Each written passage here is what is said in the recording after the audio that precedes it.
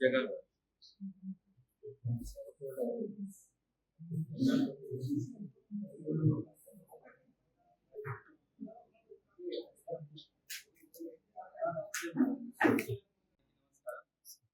ఇది మనకి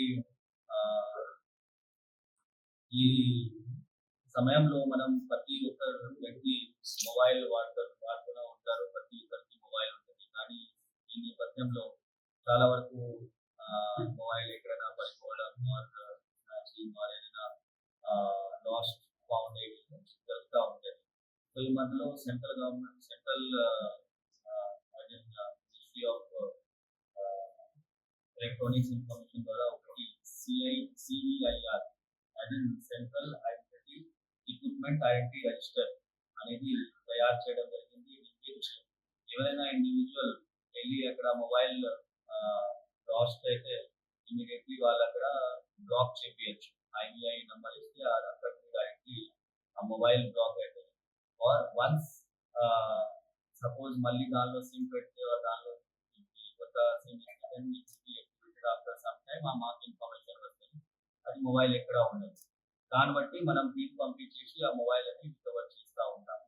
సో ఈ క్రమంలో మనకి లాస్ట్ 2 months లో రఫ్లీ 27 మొబైల్స్ రికవర్ అయినాయి. వర్త్ వచ్చేసి 5 lakh పడుతున్నారు.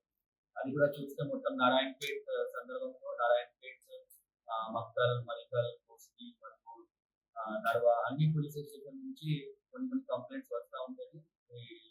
డైరెక్ట్లీ మాకు ఇన్ఫర్మేషన్ వస్తుంది. ఇన్ఫర్మేషన్ లొకేషన్ రాగానే మనం అక్కడ చేసి మొబైల్ కూడా రికవర్ చేస్తాము. ఆ నేపథ్యంలో ఏదైనా సపోజ్ లాస్ట్ అండ్ ఫౌండ్ ఉన్నప్పుడు రికవర్ చేస్తాము. ఆర్ సపోజ్ స్నాచింగ్ ఉన్న దొంగతనం అయినప్పుడు అది దానికి ఫాలో అప్ లో మనం కేసు కూడా పెడతా ఉంటాము అండ్ ఫాలో అప్ చేస్తూ ఉంటాము. సో ఈ టోటల్ 9 పోలీస్ స్టేషన్ కలిపి మనకి 27 మొబైల్స్ రికవర్ అయినాయి. వర్త్ వచ్చేసి రఫ్లీ 5 lakh వరకు ఈ మొబైల్స్ అన్ని పడుతున్నాయి.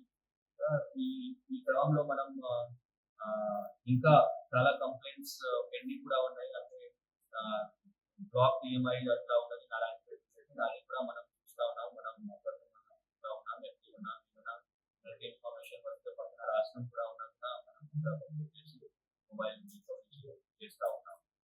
Thank you.